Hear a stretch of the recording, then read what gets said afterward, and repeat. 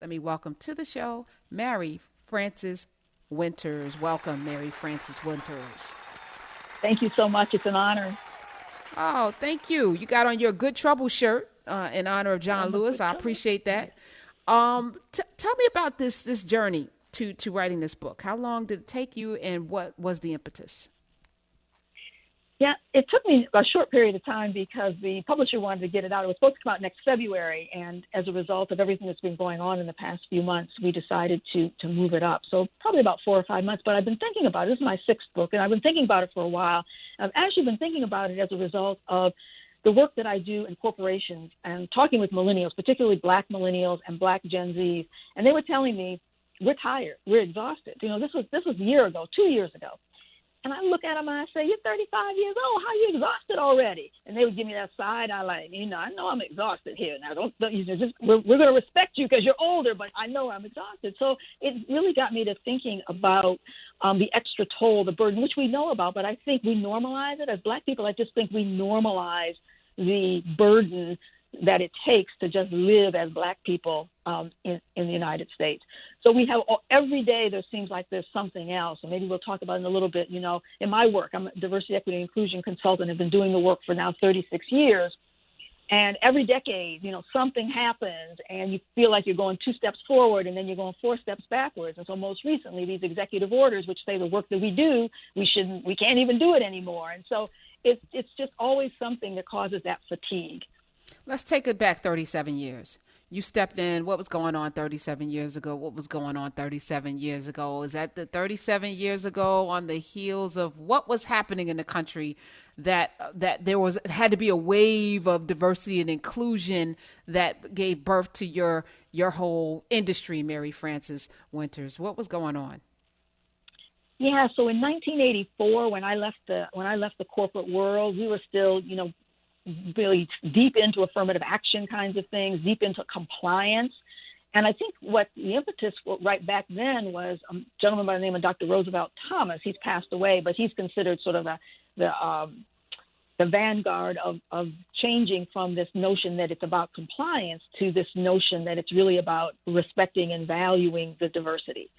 So I think that was really kind of the tipping point for this movement to go from we do it because the government tells us we have to do it, and now the government's telling we shouldn't do it. But anyway, it's another thing. So we're doing it because we want to uplift and value and recognize those people who have been subordinated and marginalized and who have not had the opportunities in the organizations. And if you do that, corporation, your organization is actually going to do better.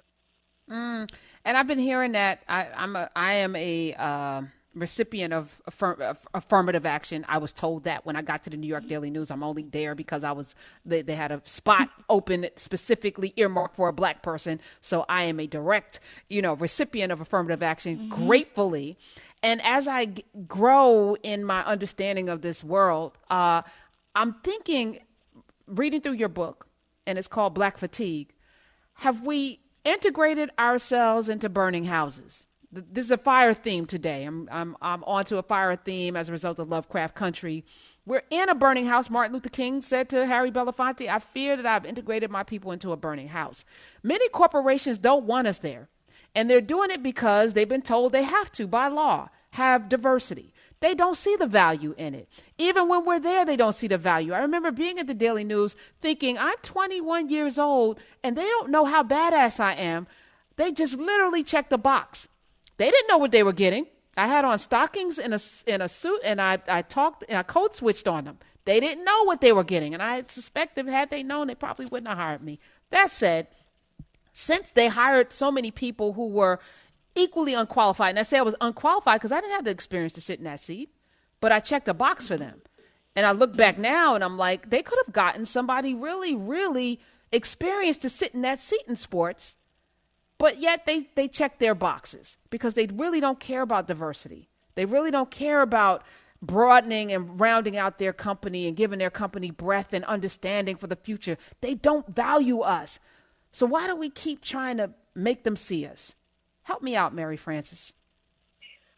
Yeah, I think, we bought into the integration model, the model that said, we can't have these seats. Prior to the Civil Rights Act of 1964, it was legal to discriminate against us and to explicitly say, I'm not hiring you because you're black, because I don't want any black people here. After the Civil Rights Act of 1964, it was illegal to do that. And then the Executive Order 11246, 1965 said, not only will you not discriminate, but you will take affirmative action to level the playing field. And so what many companies did with that is they went out and said, oh, there's a black person. Oh, there's another black person. Oh, come on, can you work for us? They didn't look at, credentials. They were looking at checking the box, as you say, and as being able to look to say, look, I have one. So we all have our own, stories about this, right? I'm a proud recipient of affirmative action too. From the time I went to college, I went to University of Rochester in New York, and when we went there, the year before there were 10 black students. The year that I went, there were 69 black students, and the president said that none of us belong there. We all belonged at the community college, if anywhere. So we took over the administration building and held him for a few days. But anyway, that's what we did back. That was like 1969, 1970, right? So yes, this idea that we don't belong, has been continued to be perpetuated. And what we see now is corporations saying, oh, I didn't know racism was still such a thing, until the most recent anti-black racism protest. And I'm like, well, look, I've been in my own business for 36 years. I left the corporate world because, and we can talk about that as well, but because I knew I wasn't going to be able to reach my full potential in a repressive, the burning building, if you will. But people are surprised that we're where we are now, where we are. They're surprised that racism still exists. I mean, I was just shocked when all of this happened and all these corporations are now giving these statements saying we didn't know. To your point, they knew, they just didn't want to do it. And now they have an administration that has told them it's legal to not do it. So now if you are in the military, if you work for the government, there cannot be any racial inclusion, diversity and inclusion discussion, because they're saying that is racist. And that there's no race, there's no systemic race. They have said, Bill Barr said there's no systemic racism. The president of the United States says there's no systemic racism. That's a hoax. The vice president said it's a hoax. It's not real. And now they've codified it with an executive order. How has that impacted you personally, Mary Frances Winters? And how is that going to impact the next 10 years of our business life in this country? Well, there are actually two executive orders. The first one said federal government agencies could no longer do the work. The second executive order said that any federal contractor, and most companies in this country, the big companies, the Lockheeds, the Boeings, but those are the big ones, but most companies do business with the government. So if you do business with the government, they're saying you cannot do this work. So it hits most of the corporate world. On the one hand, so let's just take Wells Fargo. I'm not telling you tales out of school. This has been in the newspaper. Wells Fargo was fined $7.8 million for discriminating against black people in August, and the OFCCP, Office of Federal Contract Compliance, told them they had to pay $7.8 million because they were discriminating. That was in August.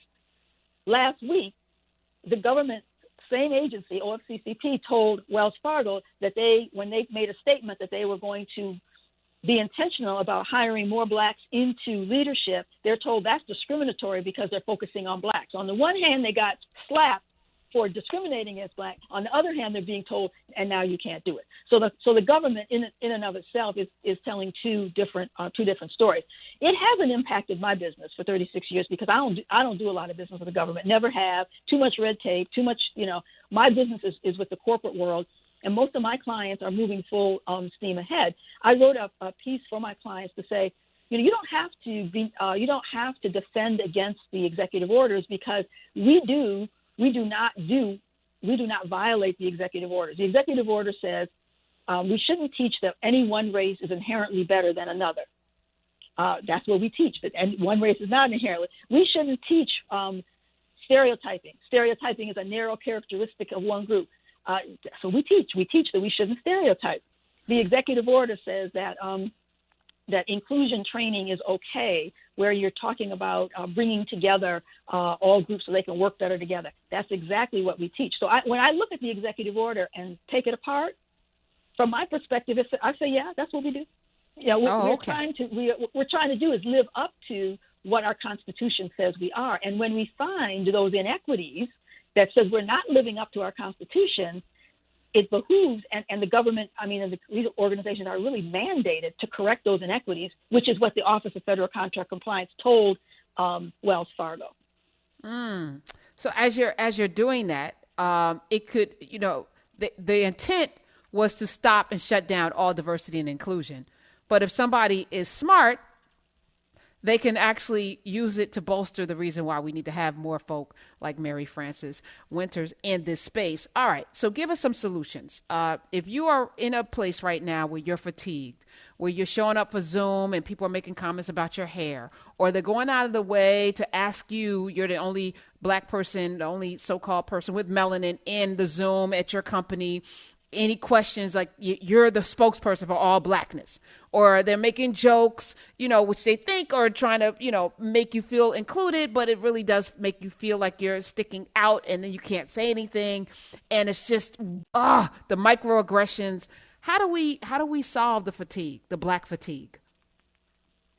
As you well know, it is not easy. So first we have to name it. And when people ask me when I wrote the book, they say, well, who is the book for? Black people? I said, no, the book is for white people, because black people already know they're fatigued. We have to get the word out to white people that the microaggressions, that the daily, slights, that the extra burden, being on guard all of the time.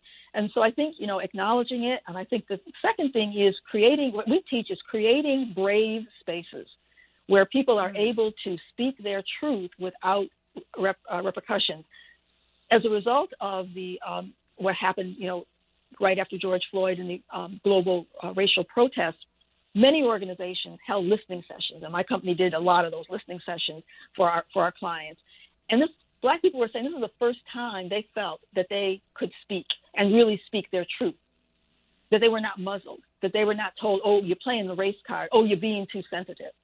This was the first time that somebody was actually listening to what they were saying and really trying to understand. I was on a call when I'm coaching a leader, and one of my clients, I was on the call today, and he's really just not getting it. And so I asked the question, how would you know if you've never had that experience when you were talking about the folks in the government who are disavowing that systemic racism even exists? How would you know? How would you know? And if you're not even willing to listen, so I think what needs to happen is, that's the first thing, the listening. The second thing is interrogating the systems and the structures. Now, you can't tell me that you don't know when somebody is being underpaid, pay equity. So this gentleman that I was on the phone with this morning said, well, he said, he's a white man, said, I've had to fight for everything I got. And if I'm being underpaid, I'm going to go and talk to my boss and tell him, hey, I'm being underpaid. That's what we need to do. Everybody can do that. So I tried to ask him, no, everybody can't do that. And how would you even know that you're being underpaid? He said, well, you go out to, the Google and you Google it and but not recognizing that when a black person goes to a boss and says, I'm being underpaid, it's very different than when a white man goes and says, I'm being underpaid. Just like Kamala Harris, we've seen all of the social media about the way Kamala Harris showed up at the debate very differently than a white man could have shown up, and that she had to, quote, show up that way, or else, look at this angry black woman. We have a president who's calling her a monster. Look how she showed up. And so getting to that understanding that you come with privilege when you are white, whether you're poor or not. So in my book, I talk about the inequities that poor white women have a less likelihood of having premature births than middle-class black women. And so even when you cover for, those kinds of differences, socioeconomic differences, and you level that, right? Socioeconomics are the same. The inequities are still there. Black people still do not get the same treatment. There are still vast inequities. And so many of my clients want data. Karen, they want data. The data is indisputable. And I talk about that in chapter 4, Then is Now, where I show data that says 50 years ago we were here, today we're here, and we haven't moved. We're talking with Mary Frances Winters. The book is called Black Fatigue, How Racism Erodes the Mind, Body, and Spirit. All right, so if I'm at a place where my boss is one of these people who is unwittingly maybe racist, if I gave him this book, how do you think it would be received? Is that your recommendation? How do I?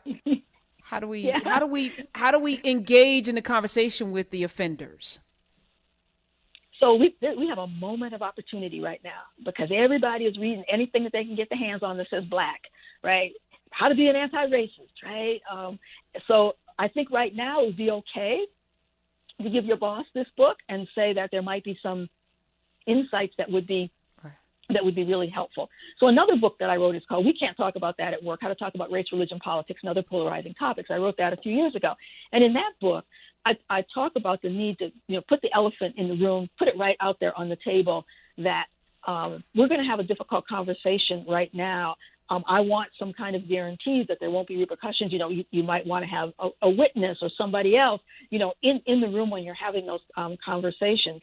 I think that the time is now. I don't know how long this window of opportunity is going to last before they go back to other things. I wrote about this too, that I thought it was a movement, but maybe it's just a moment because we're already seeing people, not only because of the executive order, but they're already kind of pulling back and not, and not keeping this going. So I think it behooves those in the organizations, black people who are in corporations, big corporations, you've got to keep it going. There's strength in numbers. Your black employee affinity groups. Those are the kinds of groups that need to come together and continue to press leadership to keep this front and center. And if you don't have one, maybe you could be the one to start one with the 5 people that are there. Exactly. Yes. And this company I was talking to today, they don't have one. And it's like 3 people who are the instigators, and they are responding to those 3 people who will not let it go. Keep the foot on the gas. I appreciate it. All right. I'm encouraged. I'm encouraged that you're first of all doing this work. It's important work. We need to definitely not just hold people accountable, but I think there also should be, when we talked about this burning house, a notion of like finding spaces where we can be our full selves. Because when we show up fully, everybody wins. And if people don't appreciate how dope we are, maybe they shouldn't have the privilege of being around us.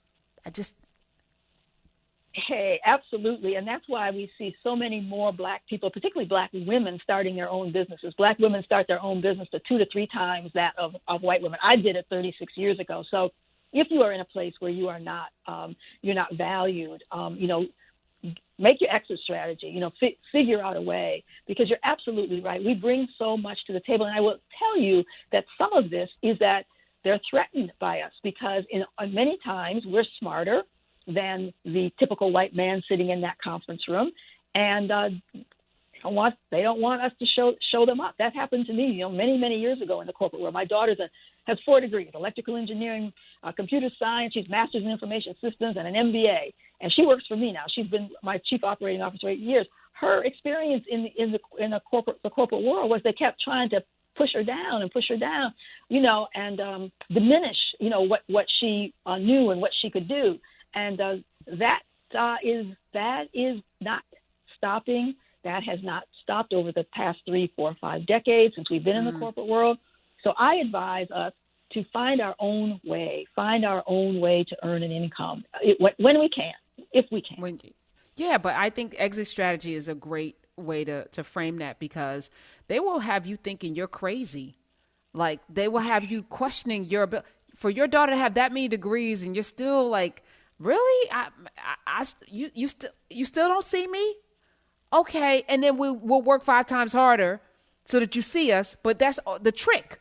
That's the trick, right? So I appreciate that. And that's the fatigue, right? You're working 5 times harder, so there's the fatigue. Yeah. Mary Frances, one, hyphenated, E.S., Mary Frances Winters, and you can follow her at Mary F. Winters on the Twitters.